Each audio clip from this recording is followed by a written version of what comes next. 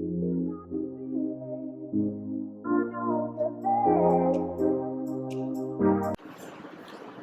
morning, all of you. How are you all? 8th class students, ICSE board, CBSE board, state board, MTSC, olympiad सभी के लिए ये video बहुत बहुत beneficial है। मैंने माइनर कंटेंट आपके लिए कलेक्ट किया है और कोशिश की है कि सारा चैप्टर आपको ब्रीफली मैं एक्सप्लेन कर सकूं। Chapter is pollution of air and water. Let us learn about. चलिए अब हम इन सब के बारे में पढ़ते हैं और जानते हैं ये सब चीज़ें कैसे होती हैं, क्या होता है इनका।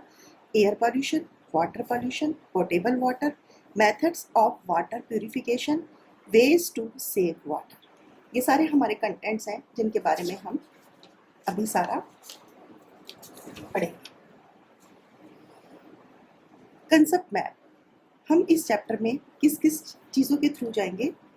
First one is air pollution, then pollutants, harmful effects of air pollution, health problems, can cause acid rain, causes global warming, causes depletion of ozone layer, damaging effects of global warming, and methods of prevention and control of air pollution। ये सारे हमारे contents हैं जो हम concept map के through पढ़ेंगे। Chapter start करने से पहले first of all I want to explain something about air. Students, what is air? Air is a mixture of gases. Air हमारा किन किन गैसेस का मिक्सचर है? 78% of nitrogen, 21% of oxygen and 1% of other gases. Dust particles and water vapor. Means हमारे जो air है उसमें क्या क्या चीज़ें हैं? 78% नाइट्रोजन है, 21% ऑक्सीजन है, 1% अदर गैसेस है, डस्ट पार्टिकल्स है और वाटर वेपर है। पॉल्यूशन से पहले मैं सबसे पहले आपको ये बताती हूँ हमारी लाइफ की बेसिक नेसेसिटीज़ क्या हैं बच्चों। हमारी लाइफ की बेसिक नेसेसिटीज़ हैं एयर एंड वाटर।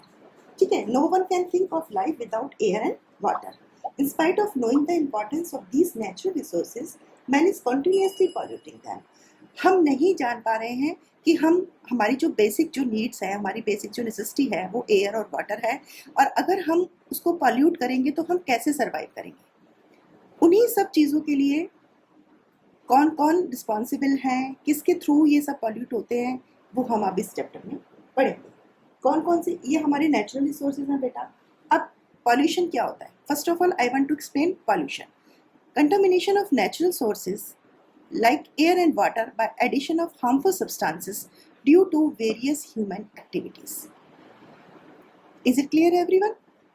अब air pollution by natural resources. सबसे पहले जो एयर में पॉल्यूशन होता है वो किसके थ्रू होता है? नेचुरल रिसोर्सेज होते हैं, pollen floating in the air होता है, वोल्केनिक इरप्शन होता है और फॉरेस्ट फायर होता है। So let we start with natural resources. Natural resources में क्या होगा? ये सोर्सेज हमारे क्या होते हैं? These sources of air pollution include dust storms in desert areas, smoke from forest and grass fire, जैसे मैंने आपको फॉरेस्ट फायर में भी लास्ट चैप्टर में बताया था, pollen floating in the air and even volcanic activity. They all contribute to the air pollution. ये सब contribute करते हैं एयर को pollute करने के लिए। Volcanic pollution, volcanic activity is probably the most lethal natural resource of air pollution. Man made pollution. अब man made sources कौन कौन से होते हैं? मैन मेड माने हम किस तरह से उसको पॉल्यूट करते हैं। इंडस्ट्रीज एंड फैक्ट्रीज स्मोक आता है, कंबशन इन फ्यूल्स होता है, बर्निंग ऑफ वुड होता है, थर्मल पावर प्लांट्स होते हैं and CFCs, burning of fuel. अब बर्निंग ऑफ फ्यूल में क्या होगा? Household purposes generates harmful gases like carbon dioxide, carbon monoxide and particulate matter.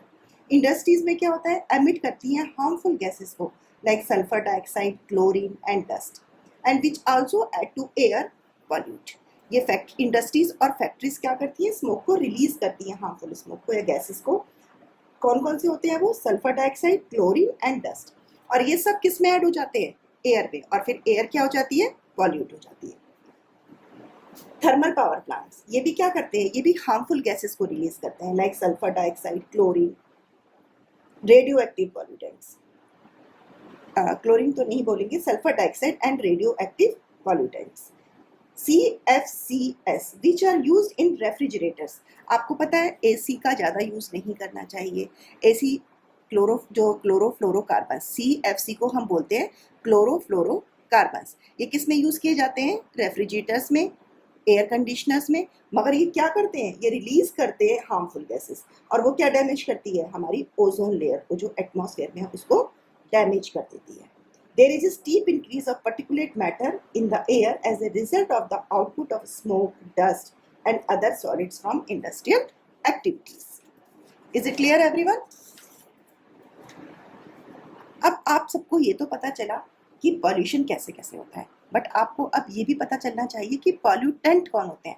अब पॉल्यूटेंट किसे कहते हैं? पॉल्यूटेंट होते हैं substance that pollute the environment. जो हमारे एनवायरनमेंट को पॉल्यूट करते हैं वो हमारे पॉल्यूटेंट होते हैं। जैसे, और उनकी सोर्सेज क्या क्या होती है, किसके थ्रू वो पॉल्यूट होते हैं? Carbon monoxide. अब कार्बन मोनोऑक्साइड किसके थ्रू पॉल्यूट होगा? इसकी सोर्स क्या होगी? Incomplete combustion and coal and fuel in vehicles. मैं आपको कंबशन एंड फ्लेम में बता चुकी हूँ कि जब हमारा इनकम्प्लीट कंबशन होता है तो कार्बन मोनोऑक्साइड गैस रिलीज होती है, और वो हमारे लिए बहुत बहुत हार्मफुल होती है। नाइट्रोजन डाइऑक्साइड, ये कहाँ से रिलीज होता है बच्चा? Combustion of diesel, petrol, coal and kerosene. किस किस के कंबशन से? Diesel, petrol, coal and kerosene से। सल्फर डाइऑक्साइड, सल्फर डाइऑक्साइड किस किस से होता है? Burning of fossil fuels and volcanic eruptions. Is it clear? ये एसिड रेन के लिए भी कंसीडर किया जाता है, इसीलिए इसको ध्यान से सुन लेना। Suit and smoke, exhaust of vehicles. Particulate matter, industries, industries के थ्रू हमें ये मिलता है। क्लियर हो गया आपको? पॉल्यूशन क्लियर हो गया। एयर पॉल्यूशन किस किस कॉजेस क्या है वो आपका क्लियर हो गया। पॉल्यूटेंट्स एंड देयर सोर्सेज आपका क्लियर हो गया। Now effects of air pollution. अब हमारे क्या क्या इफेक्ट्स होते हैं एयर पॉल्यूशन पे, वो हम डिस्कस करेंगे। सबसे पहले होता है हमारा ग्लोबल वार्मिंग, और इसके कॉजेज क्या क्या होते हैं? Deforestation, burning of fossil fuels, biological degradation of organic matter to release methane gas. अब ग्लोबल वार्मिंग है क्या? एक्चुअली में तो average annual increase in the earth temperature is called global warming. Increase in the level of carbon dioxide gas in the air is the main cause of global warming. Global warming का जो main cause हमारा क्या है? Due to human activities, carbon dioxide is being released into the atmosphere in huge quantities. Is it clear बच्चों? अब मैंने आपको causes बता दी है। Deforestation, अगर हम plants को काटते हैं, forest को डिफॉरेस्ट कर देते हैं तो क्या होता है? कॉजेज होते हैं हमारे ग्लोबल वार्मिंग को इंक्रीज करते हैं। Burning of fossil fuels, biological degradation of organic matter of release methane gas. Acid rain, acid rain भी इसका एक कॉज है, इफेक्ट है। किससे होता है ये? Rain water mixed with pollutants like oxides of sulphur and nitrogen. It is one of the harmful effects of air pollution. The rain becomes unusually acidic due to presence of acidic gases is called acid rain. The oxides of sulfur and nitrogen that are present in the air react with atmospheric moisture to form sulfuric acid and nitric acid. These acids mix with the rainwater and come down as acid rain. Nitrogen oxides is produced naturally by lightning strikes and sulfur dioxide is produced by volcanic eruptions. The chemicals in acid rain can cause pain to peel, corrosion of steel structures such as bridges and erosion of stone statues. It destroys vegetation by making the soil acidic.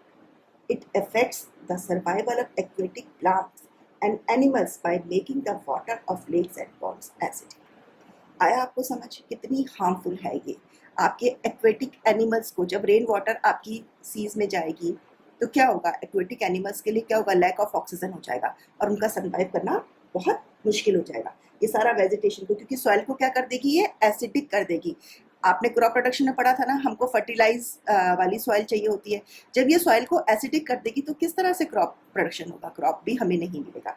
और ये कितनी harmful है आप सोचो। Aquatic animal इससे survive नहीं कर पाते हैं। साथ इस जो हमारे कोरोजन लग जाता है स्टील स्ट्रक्चर्स पे, जैसे ब्रिजेस है, स्टोन स्टेचूज है, ये सब खराब हो जाते हैं। और आप इसकी केस स्टडी बेटा कर सकते हो द ताजमहल। आप लोगों के लिए ये वर्क है, आप ताजमहल की केस स्टडी कीजिए और एक फाइल इसके लिए बनाइए।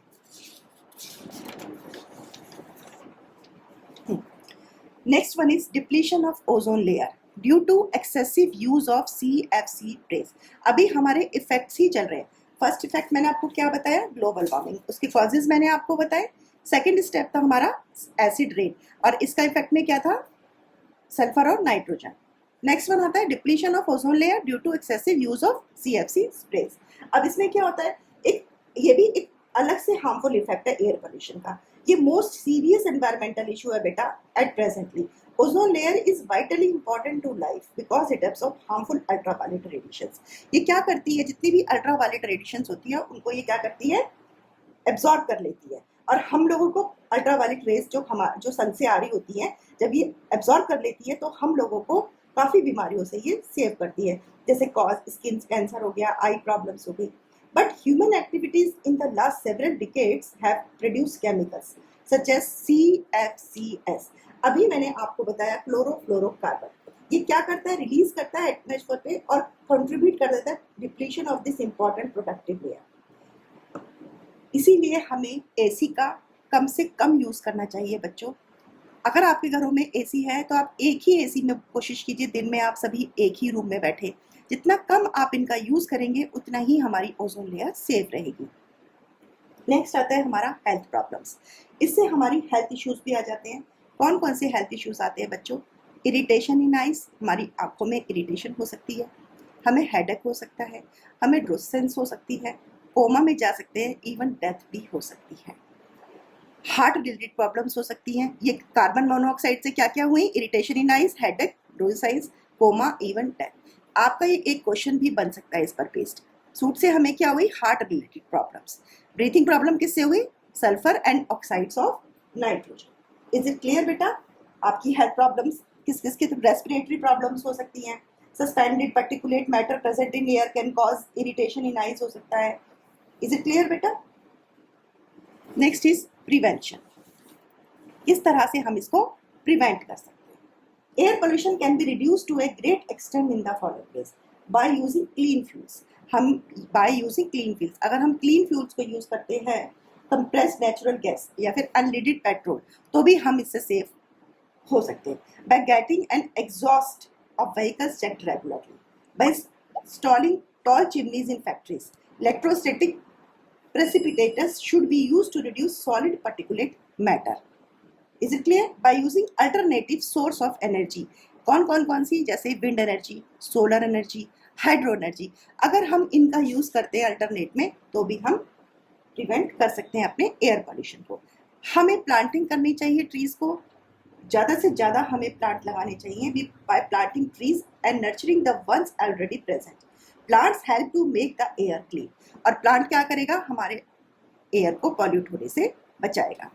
और बेटा इसके अंदर आपकी केस स्टडी आती है भोपाल गैस ट्रेजेडी। आपको इसकी केस स्टडी बनानी है और फाइल में करनी है। नेक्स्ट क्लास में मैं आपको ग्रीन हाउस इफेक्ट के बारे में बताऊंगी। ग्रीन हाउस इफेक्ट क्या होता है, उस सेशन में मैं आपको क्लियर करूंगी green house effect. Okay, thank you, all the best.